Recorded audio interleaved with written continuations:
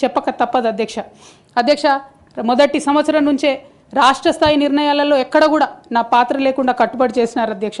ఇవాళ ఆనాడు బాధపడ్డా ఇవాళ నేను సంతోషపడతా ఉన్నా అధ్యక్ష. ఎందుకంటే అధ్యక్ష ధర్నా చౌక్ రద్దు చేయడం అనేటటువంటిది ప్రజాస్వామిక హక్కుల్ని కాలరాయడంలో మొదటి మెత్త అధ్యక్ష. ఆనాడు ఇంటర్నల్గా ఎంత ప్రొటెస్ట్ చేసినా కూడా రాష్ట్రం వచ్చింది. ఇప్పుడు ధర్నాలు ఎందుకు, దరఖాస్తు మొదలు పెట్టుకుంటే అధ్యక్ష అంబేద్కర్ విగ్రహం దగ్గర నుంచి మొదలు పెట్టుకుంటే అధ్యక్ష, సెక్రటేరియట్ నుంచి మొదలు పెట్టుకుంటే అధ్యక్ష, కలెక్టరేట్లలో కూడా తీరని అవినీతి జరిగిన మాట ముమ్మాటికి వాస్తవం అధ్యక్ష.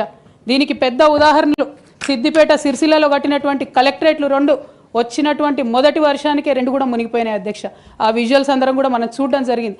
ఇక సిద్దిపేటలో సిరిసిల్లలో కట్టిన కలెక్టరేట్లకే దిక్కు లేకపోతే మొత్తం రాష్ట్రంలో కట్టినటువంటి అన్ని బిల్డింగ్లు ఎట్లుంటాయన్న విషయాన్ని కూడా ఒకసారి తెలంగాణ ప్రజలు ఆలోచించుకోవాలి అధ్యక్ష. ఒక పక్క నిజం మాట్లాడే వాళ్ళను, సూటిగా మాట్లాడే వాళ్ళను, ఉన్నట్టు చెప్పే వాళ్ళను రిస్ట్రిక్ట్ చేయడమే కాకుండా అధ్యక్ష ఉద్యమకారుల విషయంలో తీరని నిర్లక్ష్యం గురైంది అధ్యక్ష. అనేక సందర్భాల్లో నేను పార్టీ నాయకులని, పెద్ద నాయకులను కూడా అనేక సందర్భాల్లో అడిగిన అధ్యక్ష. వేరే విధంగా సహకరించకపోతే, వేరే విధంగా వాళ్ళకి హెల్ప్ చేయలేకపోతే కనీసం సీఎం రిలీఫ్ ఫండ్ కింద మనిషికి 10 లక్షలు ఇద్దాం, ఎక్కడోళ్ళు అక్కడ సెటిల్ అయిపోతారు అధ్యక్ష అని కూడా అడిగినాం అధ్యక్ష. అది కూడా చేయలేదు. 43 లక్షల మందికి పెన్షన్లు ఇస్తున్నామని గర్వంగా మనం చెప్పుకుంటున్నాం. ఉద్యమకారులు కాన్స్టిట్యున్సీకి 1000 మంది కూడా ఉండరు. ఆ 1000 మందిని పట్టుకుంటే ఇంకో 1,00,000 మందికి ఎక్కువైతుంది. వాళ్ళకు పెన్షన్ ఇస్తే లాగా ఉంటుంది, గౌరవంగా ఉంటుందని అనేక సందర్భాల్లో చెప్పినాం అధ్యక్ష.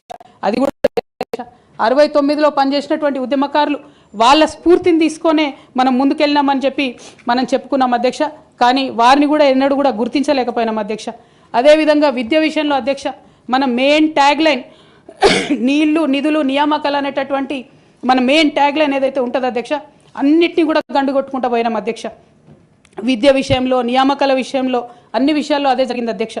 అదేవిధంగా కొందరు ప్రజాప్రతినిధులు చేస్తున్నటువంటి దురాగతాలని కూడా ఎప్పటికప్పుడు నేను అధిష్టానానికి చేరవేసిన అధ్యక్ష. దాని మీద ఎటువంటి చర్యలు లేవు అధ్యక్ష. దానికి ప్రత్యక్ష నిదర్శనం ఇసుక దందాల్లో చేసినటువంటి అక్రమాలతోని నేరేళ్ల లాంటి దురాగతాలు జరిగినాయి అధ్యక్ష. దళిత బిడ్డల మధ్యలో అనవసరంగా బలైపోయినారు అధ్యక్ష. కానీ దాని మీద కూడా ఎటువంటి చర్యలు తీసుకోకపోవడం, అది అప్పుడు బీఆర్ఎస్ ప్రభుత్వం తీసుకోకపోవడం, ఇప్పుడు కాంగ్రెస్ ప్రభుత్వం చర్యలు తీసుకోకపోవడం కూడా చాలా దారుణం అధ్యక్ష. బోధన్ షుగర్ ఫ్యాక్టరీ అధ్యక్ష నా ప్రాంతం అధ్యక్ష, నా బోధన్ మా అత్తగారిల్లు. ఒక 10 ఏళ్లలో కనీసం ఒక 100 సార్లు అడుగుంటాం అధ్యక్ష బోధన్ షుగర్ ఫ్యాక్టరీని తెప్పియాలని చెప్పి. బోధన్ షుగర్ ఫ్యాక్టరీ విషయంలో చేసినటువంటి నిర్లక్ష్యానికి మాత్రం నేను పర్సనల్గా చాలా అవమానంగా ఫీల్ అయిన అధ్యక్ష.